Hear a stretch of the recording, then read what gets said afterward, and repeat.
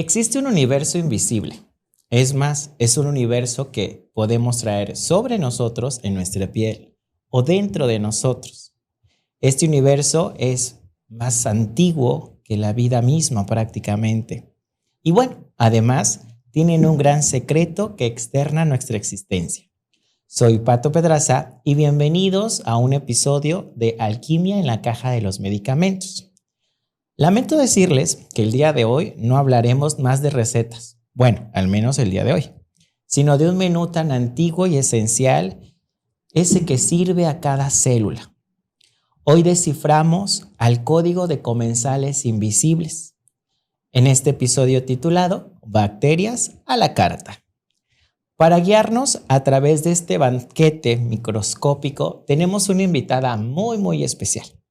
En cuenta está con nosotros la maestra Yolanda Ceferino Contreras. Bienvenida, maestra Yoli, o Yoli como para los cuates. Hola, ¿qué tal? Muy buenos días. Muchas gracias, Pato, por invitarme a este podcast, a compartir todas las cosas que tenemos sobre las bacterias, sobre estos amigos microscópicos llamados bacterias. Sí, sobre todo, bueno, que ya iremos desarrollando esta parte y bueno, pues bienvenida a esta cocina que el día de hoy hemos titulado. Vamos a hacer, ¿no? Y pues evidentemente hoy vamos a cocinar, no necesariamente bacterias, pero bueno, pues nuevamente bienvenida y bueno, vamos a empezar para que pues todos los que nos ven y nos escuchan, pues vayamos teniendo como que información y tal vez alguna idea errónea pues se nos vaya quitando, ¿no? Sí, Primero claro. quisiéramos, Yoli, que nos contaras pues qué es una bacteria y si es lo mismo que un virus, un parásito, un hongo, ¿no? Porque existe esta controversia.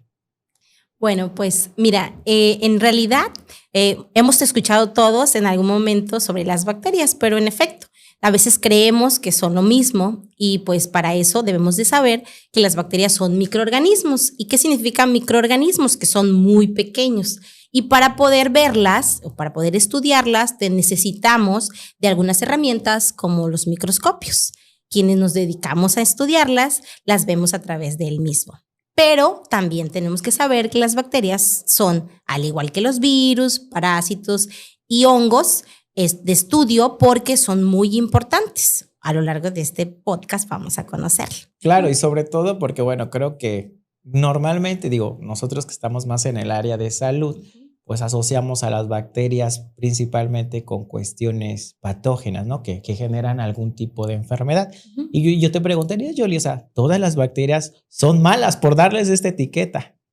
Pues no en realidad. Vamos a intentar descubrirlas también con ciertos beneficios. Vamos a clasificarlas en beneficiosas, y que serían las buenas, y otras que conocemos como malas y las vamos a llamar patógenas. Todos estos grandes grupos en los que los clasificamos tienen justamente esa intención de que podamos saber por qué son buenas y por qué son malas. Claro, porque bueno, creo que a todos los que nos ven y nos escuchan, pues las bacterias, como bien comentábamos, vamos a hacernos un análisis, es que ya tiene una infección, ¿no? Y bueno, el término infección luego creemos que es una bacteria, ¿no? Pero pues nos acabas de comentar que puede ser también cualquier otro tipo de microorganismo, ¿no? Así es. Y bueno, yo te preguntaba si todas las bacterias son malas, porque yo creo que muchos de los que nos ven y nos escuchan y que bueno, que no son del área de salud, seguramente se preguntarán si tenemos bacterias buenas o bacterias que tengan alguna función en nuestro cuerpo que sea importante. ¿Qué nos puedes decir de estas bacterias y cómo se llaman y dónde las encontramos? Bueno, las bacterias beneficiosas o buenas, como las conocemos, forman parte de algo que nosotros como individuos, como seres humanos, tenemos, y a ese conjunto de bacterias le vamos a llamar microbioma.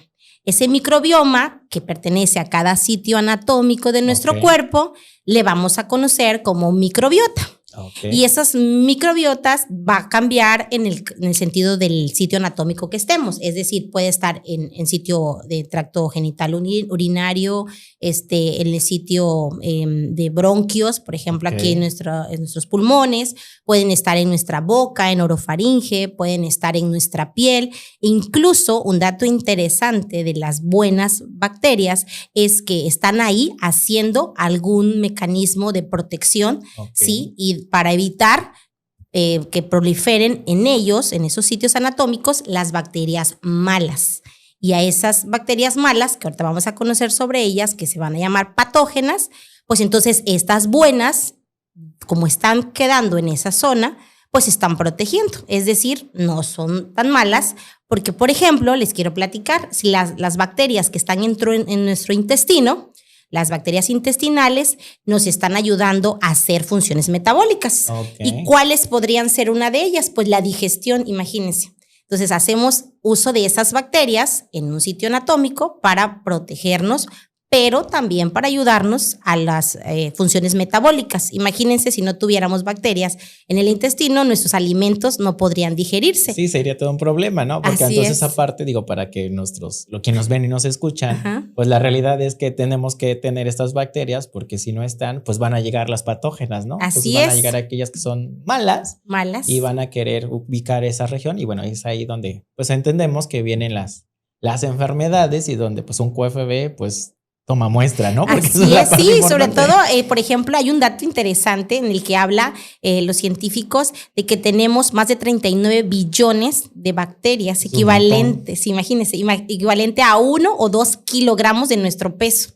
Hablando solamente de bacterias que viven con nosotros, es decir, son parte de nosotros. En realidad no estamos alejados, son parte de nosotros. O sea que literalmente, jugándolo de manera, no estamos solos. No estamos solos y le podemos restar a nuestro peso 2 kilos de bacterias. No sería tan bueno quitar las bacterias, ¿verdad? Pero bueno, mejor no hablemos de pérdidas de peso ni este tipo de cosas, ¿no? Pero la realidad, pues bueno, es que las bacterias en nuestro cuerpo, entonces pues tienen un beneficio, ¿no? Y forman parte de nosotros, de nuestra vida, diría por ahí un comercial. Sí, así es. Bueno, y bueno, es evidente que, bueno, que con todo esto de la higiene y la limpieza, o por alguna otra situación, alguna otra enfermedad, qué sé yo, pues la microbiota, que bien mencionas, que es todas estas bacterias que nos acompañan y que nos generan un beneficio, pues se puede dañar.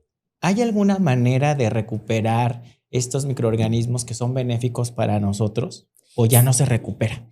No, sí, incluso parte de nuestra perspectiva en relación a esta pregunta que me haces es justo conocerlas, saber que nuestro público hoy conozca que viven con nosotros, que están haciendo una función protectora y de defensa para evitar justamente hacer la pérdida de este tipo de bacterias. Por ejemplo, en el caso del uso excesivo de jabones, el uso excesivo de productos químicos sobre nuestra piel, hacen que lo que les mencionaba hace un momento, estas bacterias pues se pierdan. ¿Pero qué podemos hacer? Bueno, si hablamos también, por ejemplo, de otras bacterias que también viven en el área intestinal, por ejemplo, les mencionaba que nos ayudaban a la digestión de los alimentos. Bueno, esta perspectiva de protección para evitar que se pierda, podemos sumarle nuestra dieta. Por ejemplo, el tema de la dieta es importante porque ustedes saben o hemos escuchado que hay unos alimentos, dependiendo qué tipo de alimentos tengas, de tu alimentación, hacen que estas bacterias o esta microbiota intestinal pues se recupere o se pierda. Entonces, si ustedes toman un alimento que aumente la inflamación, pues obviamente las bacterias se someten a ese proceso metabólico de inflamación. Entonces pudiéramos mejorar nuestra dieta y volver a recuperar aquellas bacterias. Por mencionarles un ejemplo, en el área intestinal. Claro, sí, porque aparte, si nos fuéramos, por ejemplo, tendríamos que ver como 3 programas. Ajá. Y adicionalmente, pues tendríamos que irnos a la piel, al genitourinario. O sea, sería una cosa. Pero sí las podemos recuperar solo haciendo cambios en nuestros hábitos, ¿no? En la higiene, nuestra alimentación, incluso el estrés. Disminuir el estrés también haría una acción favorecedora para. Sobre todo ese último que muchos estamos o solemos estar colapsando luego. Y bueno, ya luego hablaremos de este tipo de terapias. Así es. No dejen de escribirnos y de comentarnos sobre qué temas quieren que hablemos. El comercial. Ajá. Y bueno, la realidad, Yoli, pues es que pues este tipo de cosas pues no las sabemos. Y otra interrogante que también nos han hecho y que ha llegado es, normalmente asociamos los olores agradables con algo bueno, pero tenemos lo contrario, estos olores que son desagradables y que decimos, ay, es infección, o sea, lo asociamos como un olor feo, infección. Olor feo, algo se está descomponiendo. O sea, siempre es así. O sea, un mal olor significa que hay alguna infección ¿O a qué se debe esto? Bueno, mire, haga de cuenta que nosotros en el área donde nos desempeñamos, en el tipo de muestras que trabajamos, por ejemplo, dentro del laboratorio, siempre igual pasamos por esa incógnita, porque recibimos muestras y, por ejemplo, es un líquido de cualquier índole humano, en su gran mayoría, si te dedicas a la microbiología clínica, entonces recibes y ante el olor fétido, inmediatamente decimos esto pudiera tener bacterias patógenas o malas, ¿no? Otra cosa, digo, hablando desde el punto de vista de nuestro trabajo, sí, claro. Pero sí para nuestros público, ¿qué podríamos plantearles? Bueno, el hecho de que, por ejemplo, el sudor, el olor, el mal aliento, tú puedes asociarlo a que tengas una bacteria patógena. No es así, no podemos estarlo asociando, dado que si nosotros en el laboratorio vemos un resultado negativo, entonces con esto confirmamos lo que a continuación les explicaré. Al final del tiempo, vemos procesos metabólicos en nuestro cuerpo que las propias bacterias de las que hablábamos hace un rato que viven con nosotros empiezan a tener. Entonces, por temas evolutivos, nosotros asociamos desde la perspectiva evolutiva a que tenemos que tener una supervivencia. Entonces, aquello que huele mal, pues hay que tenerlo lejos, ¿no? Desde el punto de vista social, la perspectiva social, asociamos lo bueno con lo limpio, ¿no? Entonces, lo que está sucio, lo que está desordenado, lo que está mal, pues hay que alejarlo. Entonces, eso aplica también con los olores, pero no siempre son así. Siempre suelen ser cuestiones metabólicas, ¿no? Sí, y de hecho agradecemos, ¿no? Que exista el perfume, los enjuagues bucales y todo este tipo de productos que nos ayudan pues en la higiene, ¿no? Pero sí, efectivamente, creo que, y coincido, ¿no? Que pues no siempre lo que huele mal tiene que estar relacionado con bacterias, ¿no? Pueden haber otros factores que lo están desencadenando y bueno, y ahí para eso pues entran ustedes, que son los expertos en la parte de microbiología de laboratorio y que bueno, que se encargarán de hacerlo. Y bueno, ya comentabas y creo que retomando un poquito eso, pues a veces asociamos como que lo sucio con algo que es peligroso, ¿no? Sobre todo cuando somos niños, en algunas culturas, al menos acá, pues nos dicen, no, está sucio, no lo toques. Y entonces empiezan a generar esto, ¿no? Sí, desde pequeños, ¿no? Sí, incluso justamente la perspectiva psicológica también que asociamos lo sucio con lo peligroso, viene también desde niño, justamente nos dicen lávate las manos, ese tipo de cosas, incluso desde pequeños son de las primeras cosas que te dicen, ¿no? Antes de colocar un alimento en tu boca, también te tienes que pues cepillar los dientes, tienes que lavarte las manos. Entonces sí tenemos como que esa parte evolutiva de protección, de salvaguardarnos, de tener supervivencia, pero también de asociar lo peligroso con lo sucio. Siempre es así. Entonces, el lugar donde llegas, por ejemplo, saltamos un charco porque se ve sucio y entonces asociamos que ahí hay bacterias que nos van a causar enfermedad. Entonces, de pronto llega la mamá, el niño y dice,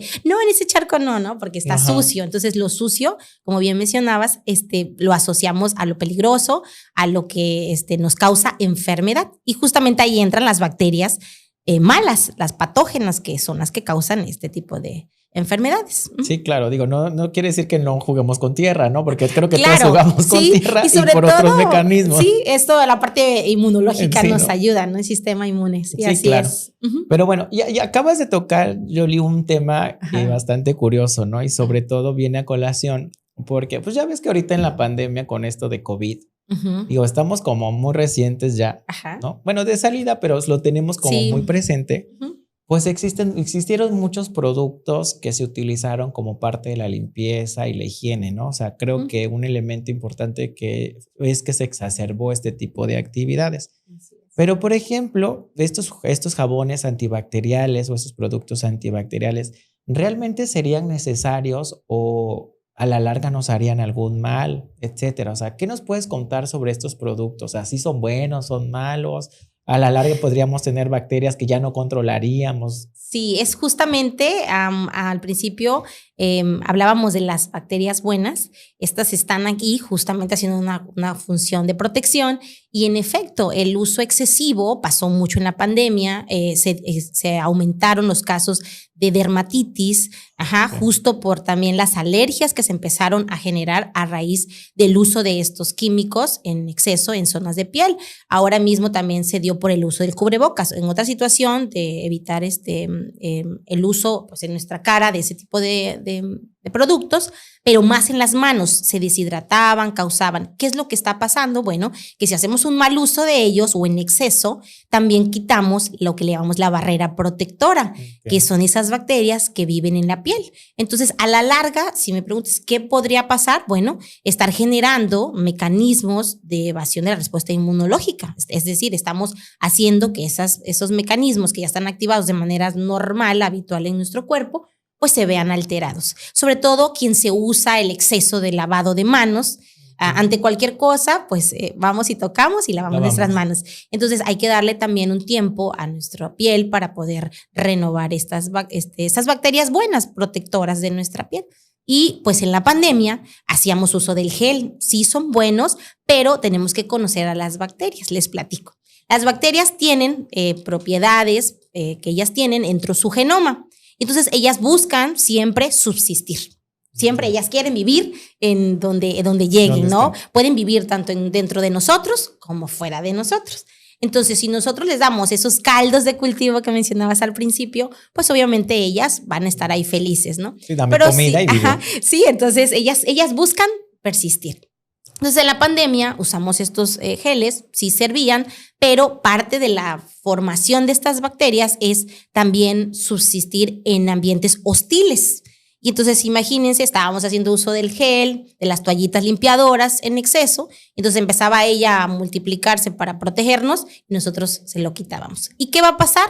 Ahorita vamos a platicar de bacterias que se vuelven resistentes incluso a su material genético, persisten en situaciones hostiles y siguen generando enfermedad. Sí, claro. Y aquí, por ejemplo, las recomendaciones, bueno, sí usarlos, pero pues obviamente con medida e incluso alternarlos, ¿no? Porque habemos quienes nos gusta nada más el gel, el alcohol en gel. Sí. Y bueno, hay otros métodos y bueno, evidentemente también para no dañar nuestra piel, pues ir alternando, ¿no? Y evitar tal vez este desequilibrio en la protección. Sí, que incluso como parte de las condiciones que se ven dentro de los hospitales, les platico, se existe esta rotación de desinfección. Por ejemplo, claro, si las superficies hospitalarias, o lo podemos hacer en casa también, hacer la limpieza de superficies o de nuestras manos, alternando, como bien mencionabas, los antisépticos, de tal forma que las bacterias, pues en un caso, no se adapten o generen resistencia, de la que vamos a hablar, porque pues se adaptan y dicen, esto ya lo conozco, me adapto, y entonces a veces estamos dando por hecho, ¿no? De que está bien, que ya estamos limpios, ¿no? Y también el uso del jabón, porque el jabón también va a inactivar ciertas partes de la bacteria que va a evitar que prolifere o que cause enfermedad, justamente. Y bueno, ya que mencionas, Yoli, esto de la parte de los pues de las resistencias, ¿no? Bueno, vamos a empezar por ahí porque pues seguramente quienes nos ven y nos escuchan están muy acostumbrados a escuchar este término de resistencia bacteriana, ¿no? Y normalmente la resistencia bacteriana pues está asociada a antibióticos, ¿no? A un uso de antibióticos. Entonces, bueno, estos antibióticos pues pueden ser ya sea prescritos, ya anteriormente, antes de que se regulara un poco más, pues podríamos ir a comprar los antibióticos a la farmacia sin receta, sin prescripción médica. Pero bueno, partiendo de esto y antes de llegar a estas bacterias traviesas, pues ¿cuál crees tú que sería como que el error más común que cometemos cuando estamos usando antibióticos? Cuando ya el médico nos prescribió un antibiótico y bueno, decimos, ya me siento bien. Bueno, primero desde la experiencia queremos hacer una concientización aprovechando este espacio, ¿no? La concientización va más allá de lo que ya está documentado, ¿verdad? Que es una resistencia ante los antibióticos, pero la concientización también sería desde yo como persona, ¿verdad? Como persona que acude a una consulta médica, no exigirle a mi médico que me dé un antibiótico, porque luego caemos en que, bueno, si no me voy del consultorio con un antibiótico, entonces no valió la pena mi venida al consultorio, la visita, ¿no? Entonces creo que también desde el punto de vista como paciente, primero tener esa concientización, ¿no? Voy hacia el médico, el experto, ¿sí? Va a ser el clínico que me va a proporcionar las herramientas para quitar mi malestar, porque recuerden que acudí a él por un malestar, ¿cierto? Pero desde ese punto de vista también el médico tiene una gran responsabilidad. Primero, la concientización sobre hacer un cultivo bacteriano, en búsqueda intencionada de bacterias, de tal forma que de no requerirse ese antibiótico, pues no se prescribe. Claro. ¿Sí? O sea, o si el paciente llega con una gran sintomatología, es decir, tengo fiebre, tengo dolor, etcétera, lo minimice con un tratamiento profiláctico, pero a eso le sumo el cultivo y cuando el cultivo me brinde información, pues entonces redirijo mi terapéutica o de plano me aseguro de que no la necesitaba mi paciente. Porque sí es importante que esta parte se haga de los dos, ¿no? El compromiso tanto del paciente de recibir que si mi médico no me manda antibiótico, no está mal. Ajá, y no está mal. O sea, no enojarme, ¿no? Y el médico, pues, asuma esa responsabilidad de, pues, el mejor antibiótico no es el que no se da, ¿no? Pero también que se supervise un cultivo bacteriano. Sí, porque luego como pacientes somos traviesos y llegamos, no sé, con una gripa, ¿no? Con mucosidad transparentosa y resulta que pues no es un antibiótico el que necesito, solamente necesito, no sé, reposo, por ejemplo, ¿no? Pero queremos a fuerza el antibiótico, ¿no? Digo, y es evidente que, bueno, cuando ya se diagnostica pues una infección por bacterias, en este caso, pues sí se tiene que dar una profilaxis y el proceder o el deber ser es, pues, de dar este tipo de indicación para el laboratorio después de hacer un cultivo, ¿no? Que nosotros llamamos de cualquier parte del cuerpo donde esté el malestar y se identifica cuál es el microorganismo para que se dé un antibiótico perfecto, ¿no? Pero no acaba ahí. Usted no puede decir evidentemente que una vez que ya se identifica el agente causal, la bacteria causante, pues hay que saber qué antibiótico hay que darle, ¿no? Así es. ¿Hay alguna prueba en específico? Sí, haga de cuenta que nosotros de la parte del laboratorio, ¿qué es lo que hacemos? Recibimos del clínico una solicitud de un cultivo, como bien mencionabas, de cierto sitio anatómico que tenga el malestar el paciente. En este cultivo tenemos dos escenarios, que dé uno positivo a una bacteria patógena o mala, ¿no? O las bacterias buenas o beneficiosas que identifiquemos como analistas que están ahí haciendo una protección. Entonces también el compromiso del analista saber que no debería ensayar una prueba que ahorita te voy a platicar, porque si tú lo haces como analista y desconoces esta parte, pudieras estarte enfrentando a un monstruo del cual vamos a platicar, que es la resistencia antimicrobiana.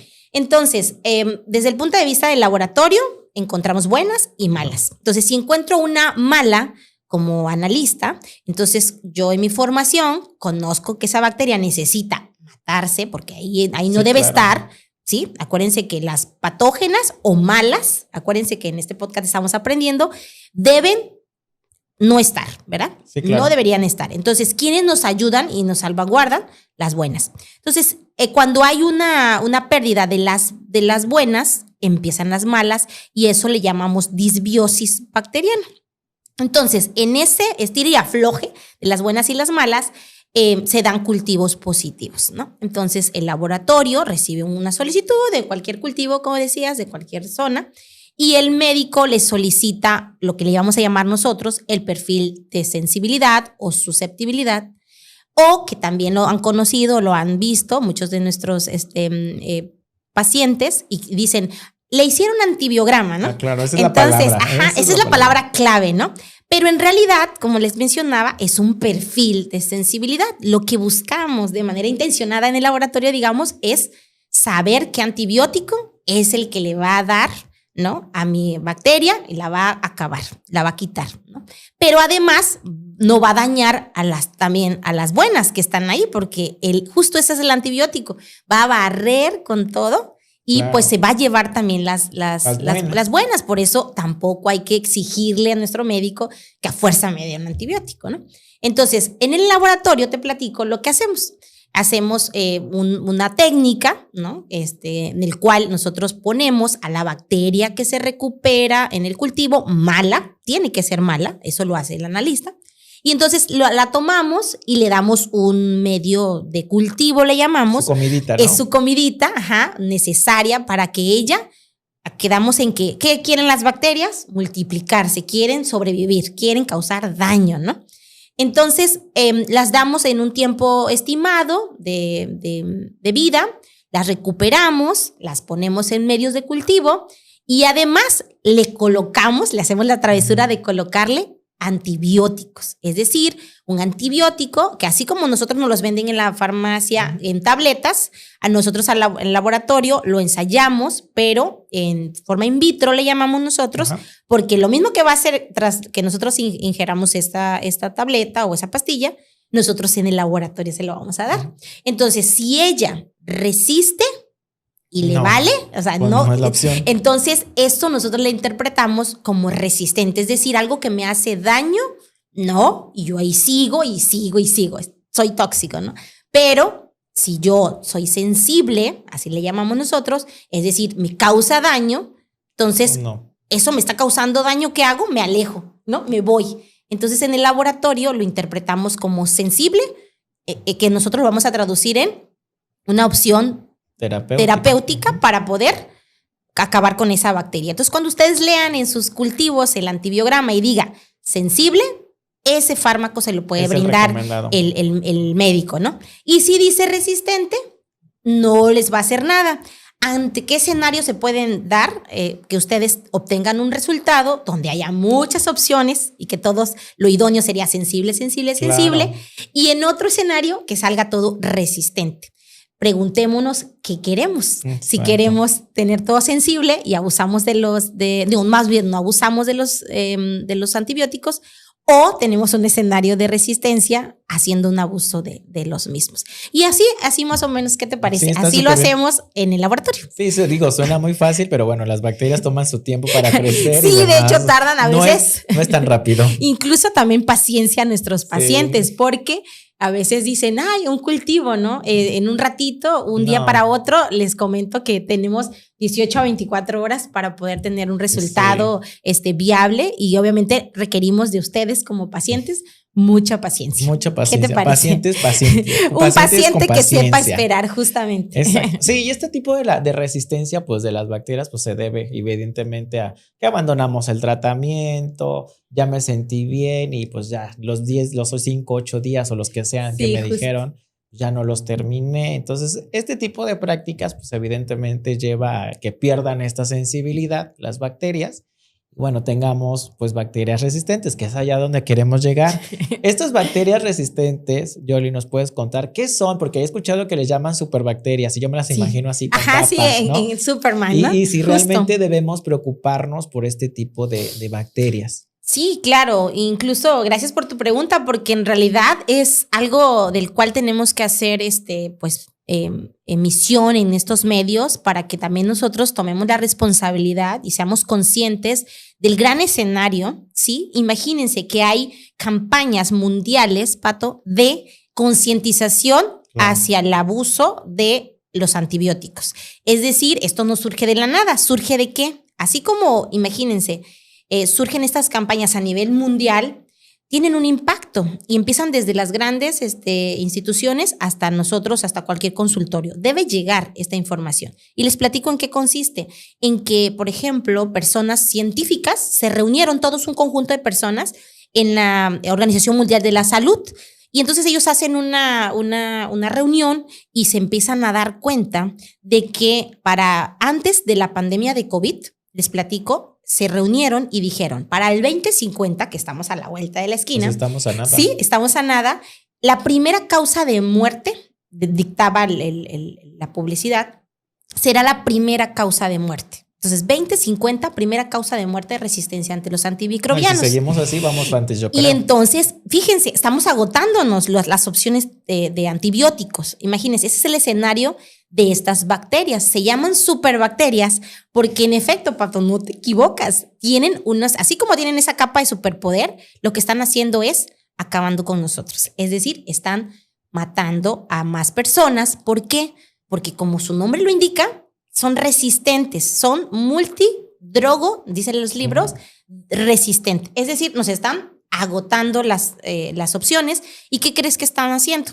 Están haciendo mecanismos de evasión de estos antibióticos. Es decir, a la larga ya no vamos a tener antibióticos, nos vamos a quedar. Entonces, imagínate, hacen esos tipos de campañas de concientización justamente para eso. Es que es muy alarmante, ¿sí o no?